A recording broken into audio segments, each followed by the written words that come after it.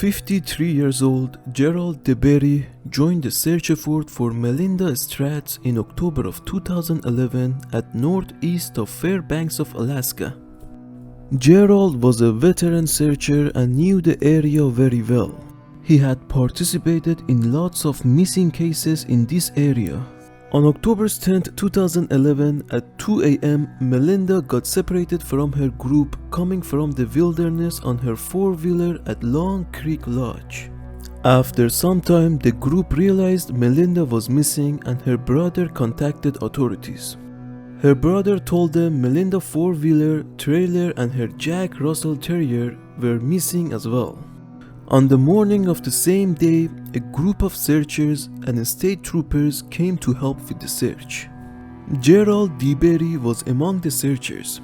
Late in the afternoon, Gerald told others he was starting to get cold. Other searchers made fire and someone gave him another overcoat. Once Gerald got warm, he continued his search for Melinda. As Gerald was searching, another searcher found Melinda close to Frozen Food Creek. There is no further details of Melinda's disappearance. Searchers started to pack to leave the area when one of them realized Gerald hadn't come back to his vehicle. So some of the searchers went back to look for him. Last time Gerald was seen before his disappearance was 4 miles from the spot they started their search. Searchers were also told Gerald had a medical condition, but it wasn't released to the public what that was. On October 11th, 2 helicopters were in the air with FLIR equipment to find any hit signature. The Alaska State Troopers were covering the grounds as well. They searched for a week and didn't find a single trace of Gerald. Paul Podwin, who was a friend of Gerald, stated, and I quote, "It's a mystery where he's gone. His four-wheeler is gone. Something had to happen to him. He didn't get lost. Everybody agrees with that. He's been out there too many times to get lost." End of the quote. Almost 1 year after Gerald went missing, a miner was walking near Fade Creek Mine at mile 69 on Steez Highway when he found Gerald's four-wheeler. His four-wheeler was found few miles from the area they were searching a year ago. It was on a slight incline and the engine had been turned off.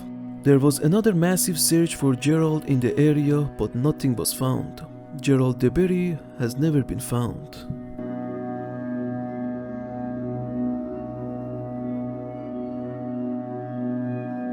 Lowell Lane was a 23-year-old man who had just got his engineering degree and wanted to work for Boeing, which is one of the best aeronautic companies in the world. He was offered the job by the company and in May of 1957 he moved to Seattle, Washington. Lowell was an outdoor guy and enjoyed the nature.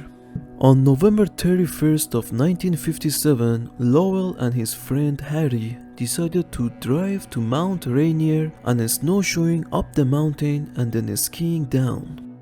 The two buddies started snowshoeing at 7 a.m. at 5,500 foot elevation at the Paulides Inn. The two men reached the top and placed their skis on their feet and started to descend. Harry reached half point and stopped so Lowell could reach him. But after waiting for some time and not seeing Lowell, he assumed he must have passed him. He went down again and once he reached the bottom, he didn't see Lowell and he wasn't on his way back. The weather was fine when the two were coming down, but once Harry reached the Paulides Inn, the weather started to get bad. When Harry was waiting for his friend, a heavy snow started in the area. At this point, Harry contacted the National Park Service officials and a search was started. On the first day after Lowell vanished, a blistering snowstorm came down in the area along with heavy fog and mist. The search for Lowell lasted for 2 days and was terminated. Searchers didn't find a single trace of Lowell. No sign of his skis, boots, snowshoes, nothing. They couldn't find his equipment even after snow was melted. Lowell Lane has never been found.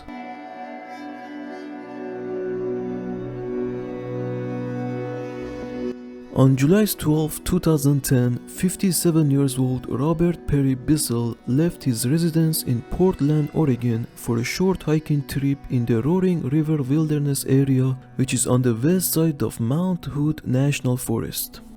There is no motor vehicle allowed in the wilderness area and logging all trees are not permitted. Robert parked his white Nissan Sentra on the trailhead at Shell Rock Lake. He took his backpack and supplies and started hiking in the area around Middle Rock Lake. Robert set up his tent in a grove of large trees. It was a beautiful area and Robert was planning to do some hiking and fishing. On July 19th, after a week, Robert came to picnic. His brother Michael hiked into the area to meet with him but couldn't locate him. He found Robert's tent but there was no sign of him. He left a note on Robert's Nissan asking him to contact the family. When Robert didn't call, Michael went back to the area again and saw Robert's tent untouched. It was in the same condition he had seen it 5 days earlier. The note on the car was still there, so Michael knew something was wrong. He called the authorities and a search was started.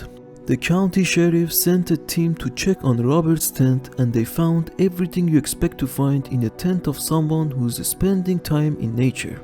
But they didn't find Robert's fish pole and tackle box. They brought bloodhound dogs and helicopters to the scene as well, but none of them found anything useful. The area Robert went missing is very rugged with thick vegetations.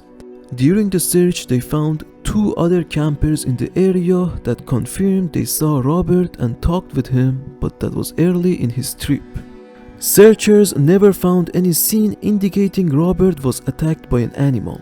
Robert Bissell was never found.